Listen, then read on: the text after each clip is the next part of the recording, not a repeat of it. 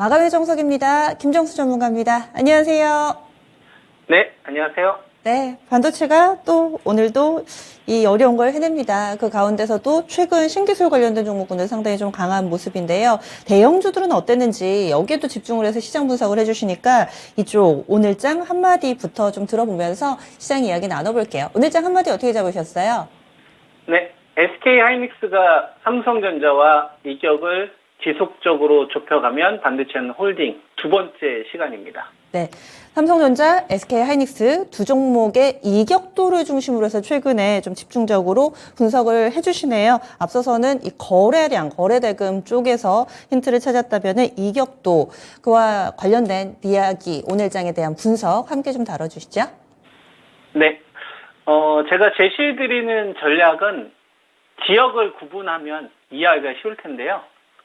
5월 중순에서 6월 중순 제가 선을 한번 그어보고요. 그 다음에 7월 7일에서 오늘까지 요거를 제가 선을 그어보도록 하겠습니다. 5월 중순 2460에서 2650까지는 배터리와 반도체가 시장을 이끌었던 시장입니다. 요걸 주도한 주식이 배터리하고 반도체란 얘기죠. 그리고 나머지 알파인 거예요. 10조인 시장으로 올렸으니까.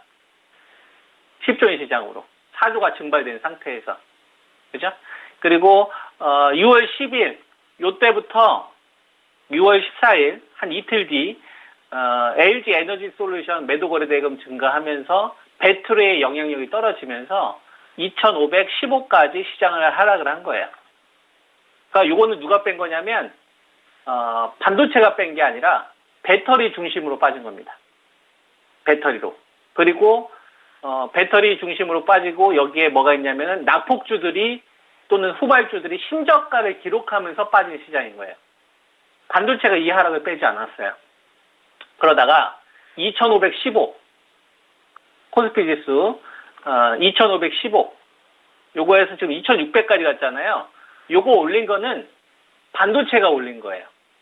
삼성전자하고 하이닉스가 이격을 좁히기 시작을 하면서부터 반도체 관련된 섹터들 가운데서 엔비디아 관련된 주식들, 이런 주식들이 자금이 확 집중되면서 흐름이 나온 겁니다. 뭐 한미 반도체나 이수 페타시스나 뭐 솔브레인이나 그리고 죽다가 살아나는 뭐 삼성전기 같은 주식이나 LG전자나 이런 주식들, 그리고 PCB 관련된 업체들, IT 섹터의 한 절반 정도, 엔비디아 관련된 주식들 모여라, 파운드리 관련된 수혜주들 모여라, 이런 주식들이 이 시장을 이끈 거예요.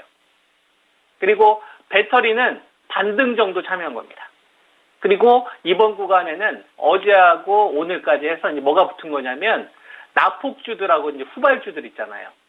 시장에서 아주 오랜 기간 동안 소외받았던 언택트, 바이오 이런 주식들, 그 다음에 중국 소비 관련된 주식들, 낙폭주의 반등이 나오면서 이번 시장이 만들어진 거예요. 2515에서 2600까지는 반도체 가운데 삼성전자하고 SK하이닉스가 2개월 줄이면서 IT 팀들이 참여하면서 시장을 키운 거고요.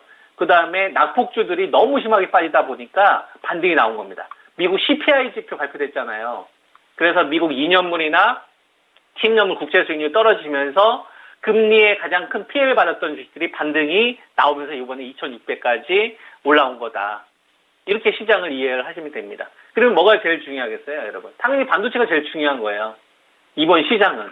왜냐하면 반도체로 인해서 시장이 올라왔으니까. 그래서 삼성전자 보면 지금 73,600원 정도까지 신고가를 좀 기록을 했다가 지금 거의 뭐 신고가 부근입니다. 그리고 SK하이닉스 같은 경우도 11만 원을 살짝 하회했지만 그래도 지금 벌써 한 11만 7천 원까지 올라오고 오늘 11만 4천 원 정도 된 거니까 신고가 부근에 있는 거죠. 그죠? 여러분, 반도체 해외 쪽에서는 엔비디아 효과가 있었잖아요. 그래서 한미 반도체나 이수 페타시스가 연일 급등 흐름이 이어지고 거고 이번 구간에도 또 참전을 한 거죠. 그죠? 만약에 내가 한미 반도체나 이수 페타시스를 놓쳤다. 그러면 제가 여러분들에게 파운드리를 공략해야 된다. 파운드리 쪽에 소재를 공략한 업체. 그 기업이 솔브레인이었어요. 그죠? 그때 한 23만 원 정도 됐던 걸로 제가 기억을 하는데 벌써 27만 4천 원입니다. 작년도인데요. 2022년도에 TSMC가 그 애플칩 요 가격 인상을 하면서 그 애리조나 쪽으로 이제 투자 그 증설할 때 필요했던 이 자원들을 이 가격을 인상하면서 마련을 좀 했었거든요. 그 엔비디아나 이런 업체들한테도 다 똑같이 했었던 거고요. 그러다 보니까 가격에 대한 좀 불만 있는 업체들이 삼성전자 쪽으로 옮기고 있는 거예요. TSMC가 다 이 물량을 소화를 못하니까 그것도 이제 같이 작용을 한 거죠. 그러니까 현재 투자하는 사람들 입장에서는 무슨 생각을 또 해야 되냐면 TSMC가 다 소화 못하거나 가격 인상을 연속으로 하면서 거기서 불만이 생겼던 고객사들이 있을 거 아닙니까? 이게 삼성전자 쪽으로 옮기면서 삼성전자가 최근 들어서 파운드에 관련된 고객들이 늘어난다는 내용들 그래서 나오는 겁니다. 그러면 우리가 엔비디아 관련된 주식을 놓쳤으면 파운드리 관련된 주식을 하는 게 낫지 않아요? 엔비디아는 뭐예요? SK 하이닉스잖아요. 엔비디아 관련된 주식이 하이닉스 고대역폭 메모리 또는 한미 반도체 그죠? 그 다음에 이수 페타시스 이쪽을 공략하셨던 분들은 아주 큰 수익이 있었고 그죠? 만약에 이걸 놓쳤다 그러면 파운드리를 좀 공략하면 된다 이거예요. 파운드리가 이번 키이기 때문에 반도체 쪽에서는 그 기업이 솔브레인이었고 그죠? 근데 솔브레인만 있습니까? 미세하게 되면 동진 세미캠 이런 기업들 하나씩 다 올라갈 텐데 그리고 또 중요한 게 있죠. 여러분 애플이 지금 고객사들한테 요청하는 것 가운데서 그 쌤 온칩으로 M2 시리즈에 들어가는 거, 이 맥북 시리즈에 들어가는 거, 요 물량 충당하려고 FC BGA 쪽으로 투자하고 있는 업체들한테 증설 요청하고 있거든요. 그러니까 삼성 전기 이런 것도 여러분들이 공략하셔야 되는 겁니다. 그것 때문에 증설하고 있어요. 베트남 쪽에. 대덕전자, PCB 쪽 했던 업체들이 FC BGA에 대한 수요가 늘어나니까 가는 거잖아요. 다 파운드리 쪽으로. 그죠? 이 반도체 쪽에서 판이 점점 커지는 거예요. 이게 나중에는 이제 CVD 관련된 업체까지 가겠죠. 원익 RPS나 이런 업체들까지. 반도체는 요거 가지고서도 우리가 충분히 시장을 이길 수 있는 포인트가 나오는 거고, 그 다음에 배터리 같은 경우는 포스코 홀딩스가,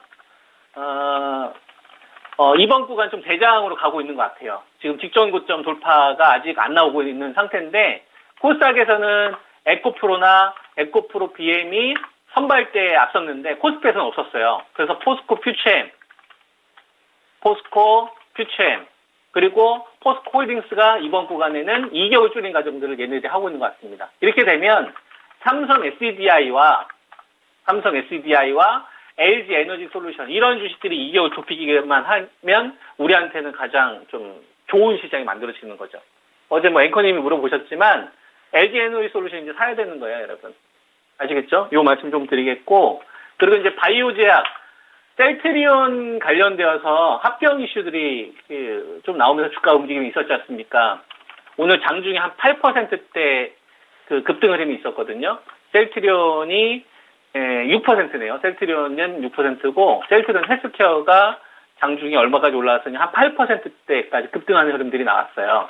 그리고 이제 셀트리온 제약은 오늘 좀 장중에 한 18% 가까이 급등 흐름이 나왔습니다. 거래대금 합쳐가지고 1조입니다. 거래대금 합쳐가지고. 모처럼 만에 보는 숫자네요. 그죠? 자금 들어온 거예요. 자금 들어온 겁니다. 바이오제약 낙폭주 쪽으로 전방위적인 확산이 될 수 있어요. 바이오제약 가지고 계신 분들은, 일부라도 가지고 있거나, 여러분들한테는 제가 17만 5천 원 기준으로 제시해드렸는데, 그 밑에서는 살 생각하시면 되는 거고, 요거를 한 번에 갈지, 두 번에 갈지 상황을 봐야 되겠지만, 여기서 만약에 거래대금 줄지 않는다고 한다면, 요번에 그동안 좀 시장에서 많이 소외를 받았던 바이오 주식들도 지수가 갖춰져 있는 구간에서는 대안 역할이 될 수 있습니다. 이거 좀 참고하시면서 대응하셨으면 좋겠고, 그리고 이거는 이제 유동성 1 전략을 제가 여러분들한테 제시를 해드린 건데, 항상 우리가 상승만 생각하는 게 아니라 반대의 경우도 생각을 해야 돼요. 하락으로 갔을 경우는 유동성 3번인데, 그 제가 항상 말씀드리죠. 배터리 중심주와 반도체 중심주가 같이 무너지는 흐름이 났을 때는 바로 3번 시장을 대비해야 된다. 그거 정도만 여러분들 항상 체크하시면서 대응하시면 되지 않을까 이렇게 말씀드리겠습니다. 네. 오늘은 반도체 쪽의 시간을 좀 길게 할애해서 얘기를 해주셨는데 그래서 2차전지도 궁금해요 하시는 분들도 많이 계실 거예요. 바로 이어서 유튜브에서 공개방송 준비하셨다고요? 어떤 내용인지 예고 좀 해주세요. 네. 미래차 쪽 관련된 전략 1, 2, 3으로 제시를 해드렸었는데 그동안에는 좀 중심으로 말씀 좀 드렸었잖아요. 근데 중소형주들 같은 경우도 좀 많이 언급을 하면서 기업에 대한 이야기를 좀 많이 풀어드리려고 합니다. 네.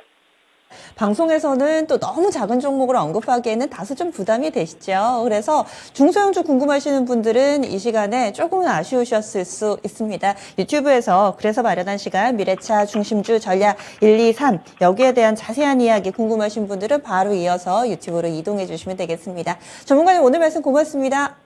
네, 감사합니다. 네. 마감의 정석이었습니다. 저희 준비한 내용 여기까지입니다. 미국에서 불어온 훈풍, 그리고 우리 증시내에선 또 금통위 동결, 여기에다가 옵션 만기일까지 일단 무난하게 지나가서요. 이번 주 마지막 거래일이 더 기대가 됩니다. 남은 오후 편안하게 보내시고요. 지금까지 다양한 투자 판단에 대한 도움 말씀드렸습니다. 종목의 상승 하락을 보장하지는 않습니다. 내일 아침 다시 뵙겠습니다. 고맙습니다.